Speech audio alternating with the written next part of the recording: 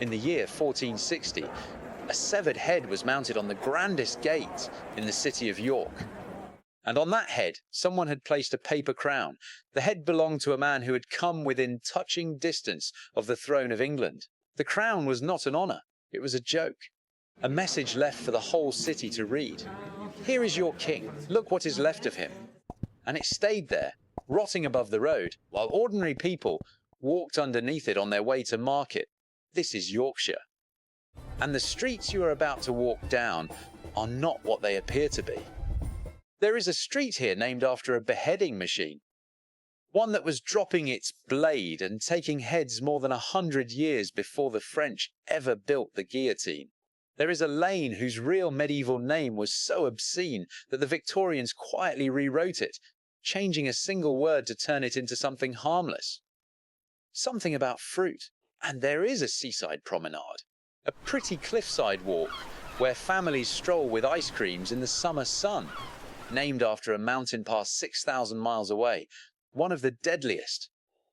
Most blood-soaked stretches of road on the entire planet. Every one of these streets is hiding something the people walking down it right now have no idea about.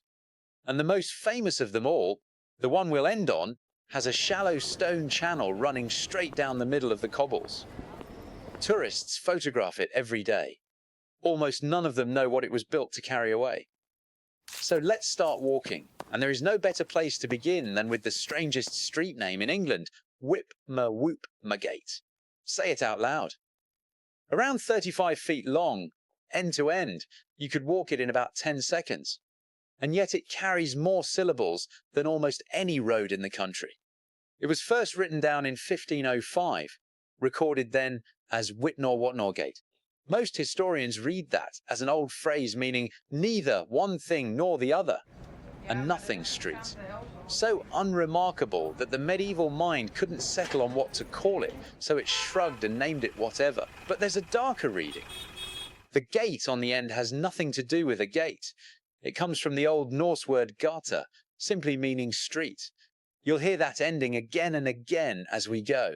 And the whip at the front may be exactly what it sounds like is, because this little corner of York is thought to have stood close to the spot where petty criminals and stray animals were publicly flogged, whipped in the open for the crowd to see.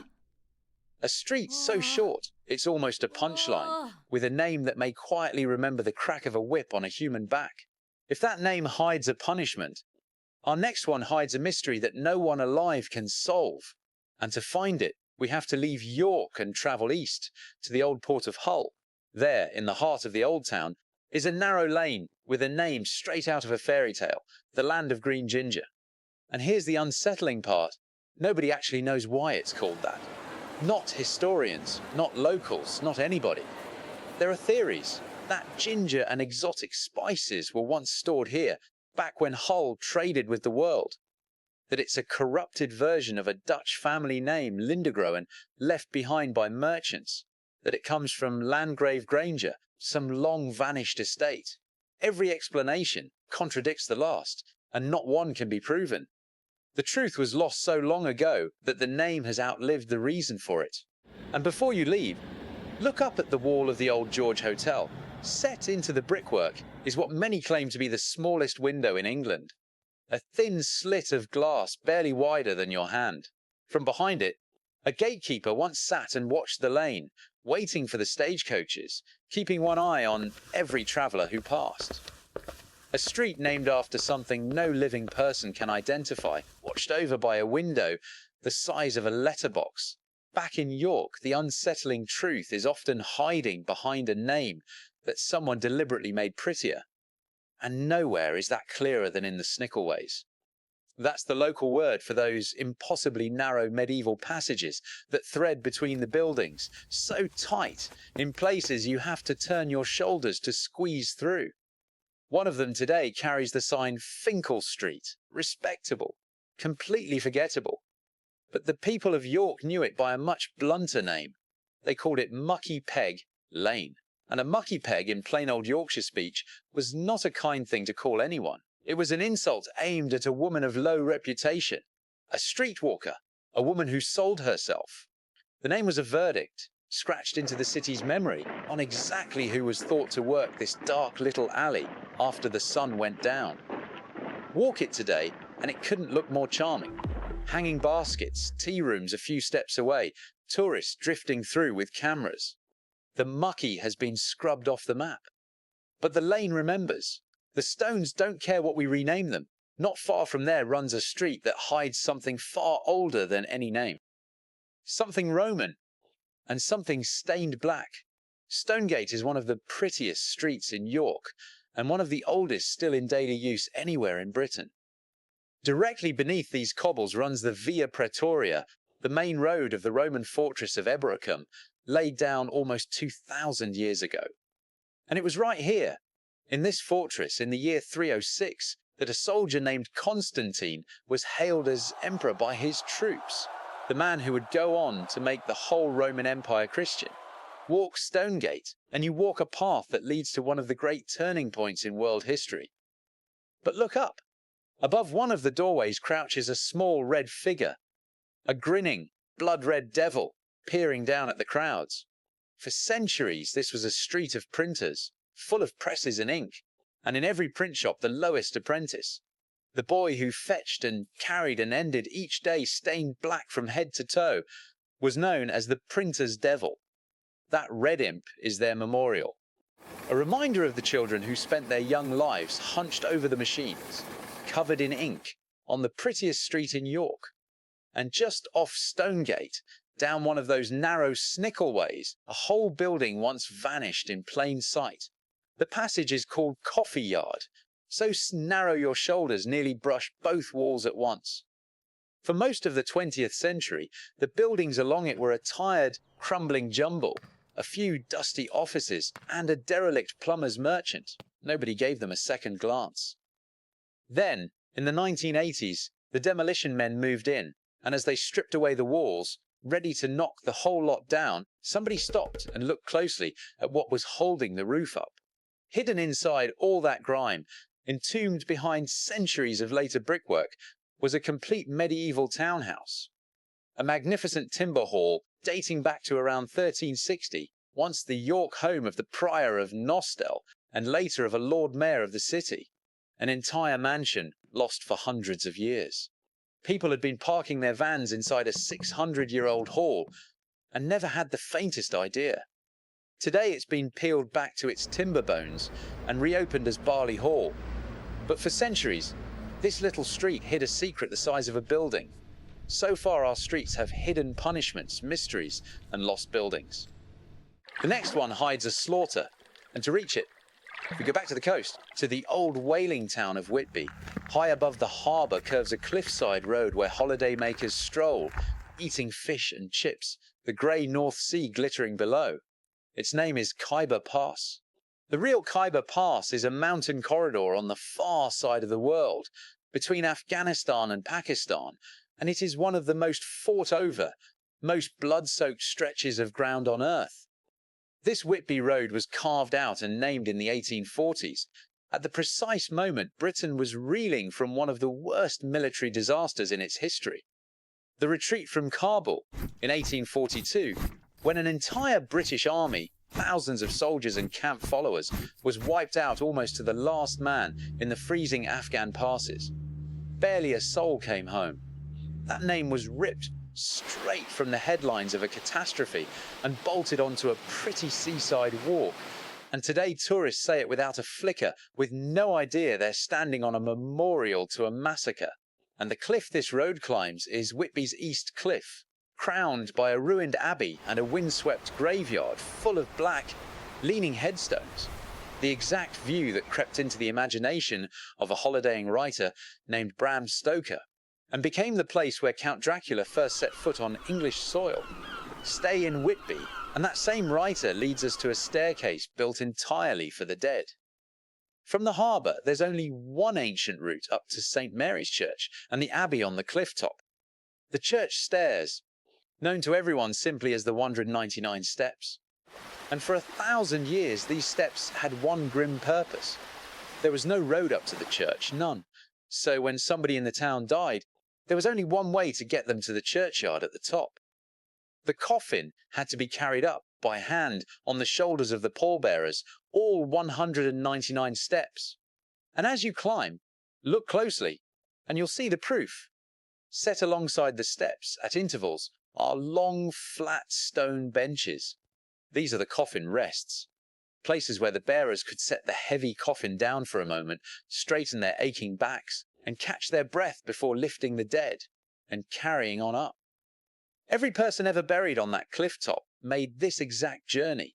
The whole history of a town carried up one staircase, one coffin at a time. And when Bram Stoker counted these steps on holiday, he wrote them straight into his book.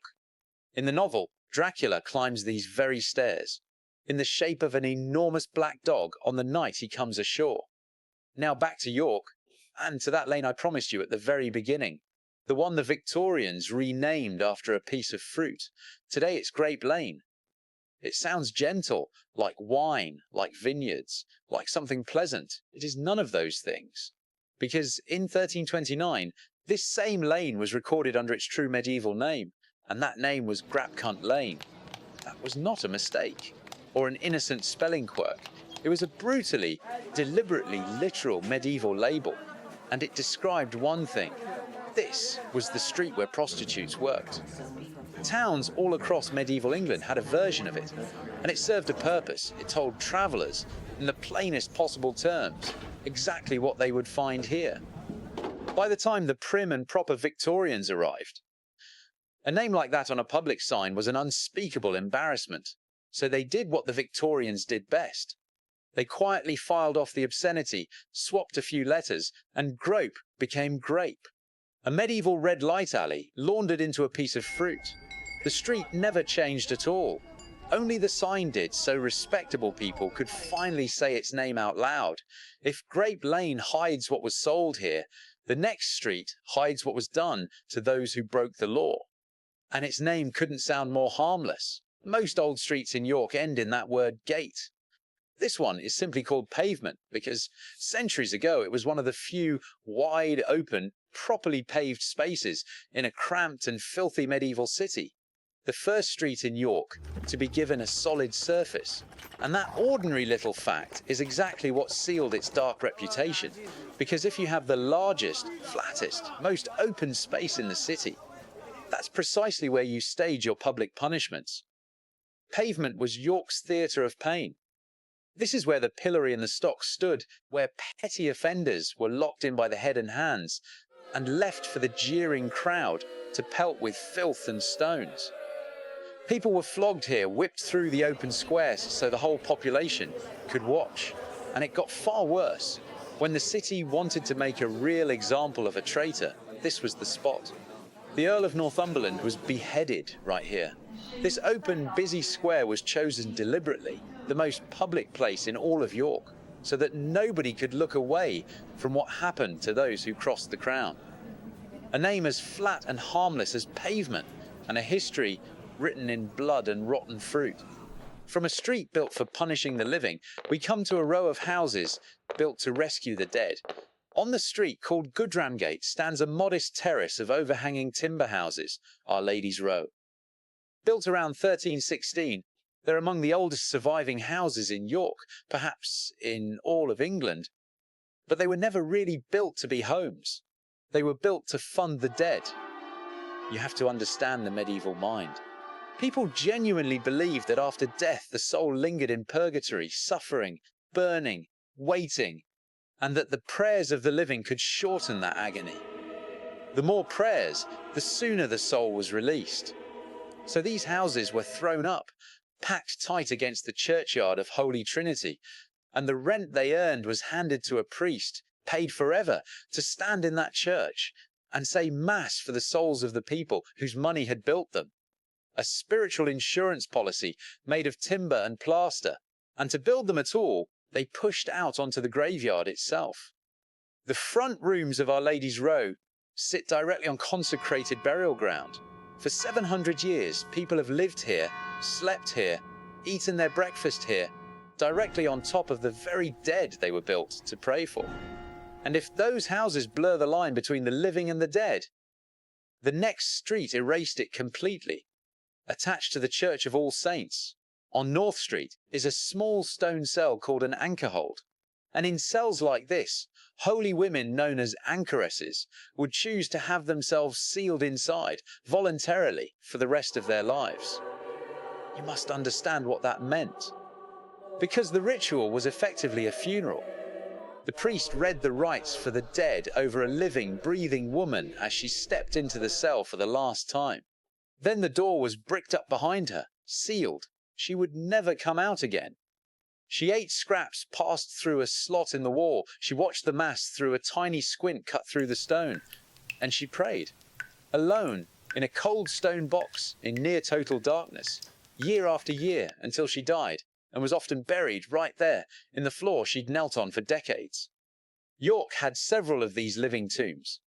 The most famous anchoress here, Emma Wroughton, was said to have visions so powerful that the great and powerful came to seek her counsel through that little window. Now imagine choosing it. Imagine the sound, the scrape and the thud of that very last brick being pushed into place. From a death that was chosen, we come to one that may never have happened at all. Officially on the maps, this narrow passage is Lund's Court. But ask anyone in York, and they'll point you every time to Mad Alice Lane. The story goes that a woman named Alice Smith lived along this lane, and that in 1825 she was taken to York Castle and hanged, executed by the state, and the crime she was put to death for was insanity, madness itself. It's a chilling little story, and it has one enormous problem. Search the records, the execution registers, the parish burial books, the court rolls, all the careful paperwork the authorities kept on everyone they put to death. And Alice Smith is simply not there. No trial, no record of a hanging, no burial entry. For a woman supposedly executed in public, she has left no trace at all. So who was she? A real tragedy the records lost or erased? Or a ghost story, invented later to explain a strange old name? Either answer should unsettle you, because a whole lane in York carries the memory of a hanging that, on paper, never took place, for a woman who may never have existed. The next street takes us 1,000 years deeper still. Down beneath a modern shopping centre, the name Coppergate sounds like it should be about copper. It isn't. It comes from Old Norse, Kopari, the cup makers, the wood turners, because 1,000 years ago, this was a busy working street in the great Viking city of Jorvik. In the 1970s, before a shopping centre was built on top of it, archaeologists dug down deep, and what they pulled out of the dark waterlogged soil rewrote what we knew about Viking Britain. Whole timber houses, still standing. Leather boots. Tools, coins, the timbers of boats. Down there, sealed from the air. The damp ground had preserved everything. The centuries normally rot away. An entire Viking neighbourhood, frozen in the mud. And one discovery made this street world famous. They recovered a perfectly intact, fossilized piece of human waste, a single Viking stool, so large and so complete that it has been studied, valued, insured for thousands of pounds, and put on public display behind glass. A 1,000-year-old toilet visit dug up from beneath a shopping centre. So you walk in off this street for a coffee, and 9 meters below your feet is a Viking's front room. But the Viking Age was not the only community to live and die in these streets. The next one remembers a people, and the next after it remembers how they were destroyed. Jubbergate is a short, easily missed street near the market, but the name is the clue and the warning. It descends from an older name, Bretgate, but a stretch of it was long known as the Street of the Jews. Jubrigate, the Jewish quarter. Because in the 12th century, York was home to one of the most important Jewish communities in all of England. They were merchants and moneylenders. And in an age when the church forbade Christians from lending at interest, the crown itself depended on them, leaned on them, taxed them heavily. They lived clustered together in these few narrow streets. And they were tolerated for exactly as long as they were useful, and not one day longer. What happened to them is the darkest single night in the entire history of this city, and it happened on a steep grassy mound. Where Clifford's Tower stands today, it's the last surviving stump of the old York Castle, Pretty, photogenic, and in summer the tourists climb up for the view. In March of 1190, it was the site of a massacre. A wave of vicious anti-Jewish violence was sweeping across England, whipped up by mob hatred, by religious fervour, and very cynically by men who owed the Jewish lenders enormous debts, and realised that if the lenders were dead, those debts would simply vanish. In York, the entire Jewish community, around 150 men, women, and children, fled in terror to the royal castle and barricaded themselves inside the wooden tower that stood here. But the mob came and surrounded them, and there was no way out. Trapped, with the crowd howling for their blood and the tower set ablaze, many of the families made a terrible choice. Rather than be torn apart, or dragged out and forcibly baptized, the fathers took the lives of their own wives and children, and then their own. And those who did surrender, trusting in a promise of mercy, were slaughtered the instant they opened the doors. Almost the entire community was wiped out in a single night. The stone tower you see today was built later, on the very same mound, the same blood-soaked earth. And in summer, people lay out blankets and picnic on the grass below it, with no idea of what happened here. From a death by fire and despair, we come to one of the cruelest executions ever devised, and for that, we return to the coast, to the wide, brown, muddy mouth of the River Humber at Hull. For certain crimes, and piracy was chief among them, a simple hanging was considered too quick, too clean, too merciful. So the authorities devised something far slower, and they used the river itself as the executioner. The condemned man was taken out at low tide, down onto the exposed mud, and chained tight to a stout post, driven deep into the riverbed, below the high water mark. And then everybody left. They simply turned and walked away. And the man was alive, perfectly alive. All he had to do was wait, because as the tide turned, the cold grey water of the Humber would begin to creep back in, inch by inch, over his boots, his knees, his waist, his chest. And there was nothing he could do but stand there, chained, and watch it rise, and finally close over his head. When the next low tide exposed the body, it was left exactly where it was. A drowned and rotting warning, chained at the edge of the river, for every ship sailing to the port of Hull to see. If the Humber killed slowly, the next street killed in an instant, with a machine that arrived in Yorkshire long before the world had ever heard of the guillotine. This is the street I opened with, Gibbet Street, in the town of Halifax, named quite literally after a machine. Long before the French Revolution made the guillotine a symbol of terror, Halifax was beheading people with a device almost identical to it, and had been since at least the 1500s. Picture it, a heavy wooden axe head, fixed to the bottom of a large wooden block, running in grooves up between two 15-foot posts, hauled to the top by a rope, and when the pin was pulled, it came crashing down under its own weight. Death was instant, and the local law was as harsh as the blade. Under what became known as the Gibbet Law, anyone caught stealing goods worth more than a few pence within the parish could be dragged here and put to death. Not for murder, for theft. Somewhere between 52 and 53 people lost their heads on this spot, the last two in 1650. It's why Halifax earned its place in an old beggar's prayer once whispered across the north. From hell, Hull, and Halifax, good Lord, deliver us. Hull for its brutal prison, Halifax for its falling blade. The machine is long gone, but the original blade survives in a museum just down the road, and a full-size replica now stands again on the very same stone base where it once did its work. And that brings us back, at last, to where this whole journey started, to the grandest gate in York, and the head with the paper crown. This is Mucky-Gate Bar, the great southern gateway into the city, the grandest of all the medieval gates, and traditionally the gate through which kings and queens of England entered York. For a royal visit, this was the front door, the place of honour. It was also, for the better part of 400 years, a display case for human heads. This is where the traitors ended up, their severed heads forced onto iron spikes above the great stone arch, left to rot in full public view, the first thing any visitor saw on the way in, and a blunt warning to anyone thinking of rebellion. The head sometimes stayed up there for years. And this is the head from the very beginning of our story. In 1460, after the Duke of York was killed at the Battle of Wakefield, his enemies cut off his head, jammed a paper crown onto it, mocking his failed claim to the throne, and spiked it right here. "Let York overlook the town of York," they sneered, playing on his name.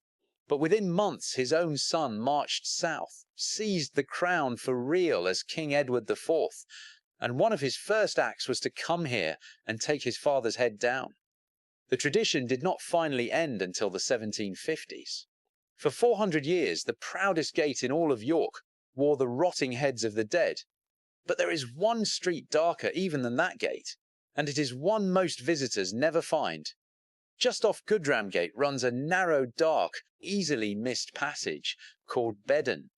The name comes from the Old English for house of prayer, because long ago this was home to the College of the Vicars' Choral, the men whose lives were devoted to singing the services in York Minster.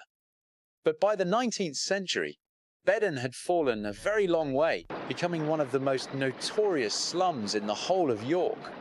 And the setting for something so dark it still casts a shadow over this lane. A children's home, an orphanage, operated here, and the man who ran it, so the story goes, was paid by the head, a fixed sum for every child placed in his care. But he kept the money for himself. The children he was paid to feed and clothe and keep safe were left in filth, starved and neglected, and many of them died. And to hide how many, so the payments would keep coming, it's said the small bodies were quietly hidden away, rather than ever recorded or reported. To this day, Beheading is home to one of the most persistent and chilling hauntings in all of York.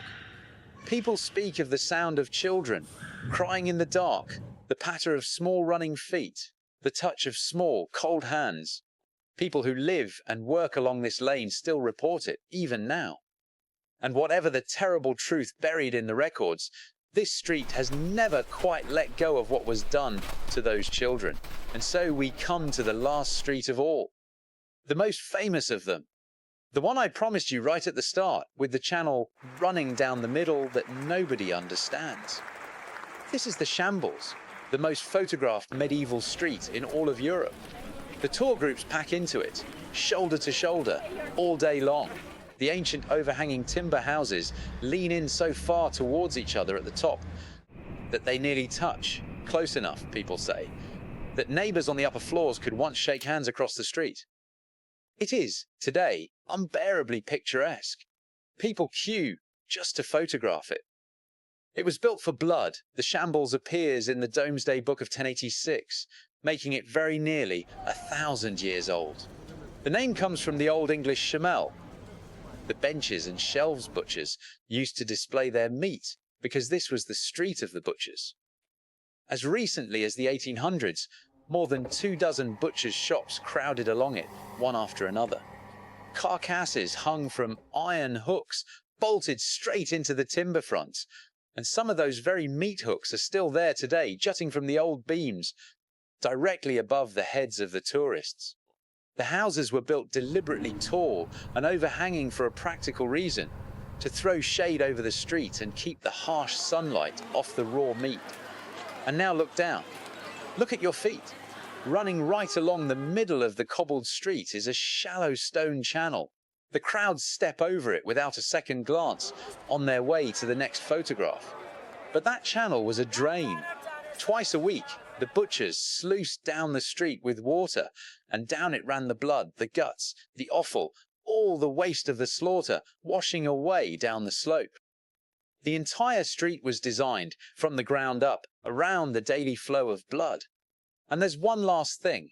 Halfway down stands a quiet little shrine. It marks the home of a woman named Margaret Clitheroe, a butcher's wife who lived on this very street. In a time when it was a crime punishable by death, she secretly sheltered hunted Catholic priests in her home. In 1586, she was caught, and she refused to enter a plea, one way or the other, deliberately, so that no jury would have to convict her, and no member of her own household would be forced to testify against her. But the punishment for refusing to plead was a thing called peine forte et dure, to be pressed. They laid her on the ground. They placed a sharp stone beneath her spine. They set a heavy wooden door on top of her and piled on the weights, 7, perhaps 800 pounds of them, until she was crushed to death beneath it. It took around 15 minutes for her to die. It was done on Good Friday, and centuries later the church made her a saint. So that is the last of them. A street nearly 1,000 years old. The meat hooks are still driven into the walls. The channel for the blood still runs down the middle of the cobbles. And almost nobody walking down it, phone held up, framing the perfect photograph, has the faintest idea of what these old stones once carried away. And that is the truth about every street we've walked today. The history here isn't locked away in a museum behind glass. It's right under your feet. It's the worn channel cut into the cobbles, the rusted iron hook still set into an ancient beam, the harmless, pretty, sanitized name on a street sign, quietly covering up something the city would rather you forgot. If you want more of the hidden history written into the streets of Britain, the dark stories behind the places you've walked straight past 100 times and never known, then subscribe and we'll take you down the next one. Because the meat hooks are still in the walls, and almost nobody left alive knows what they once held.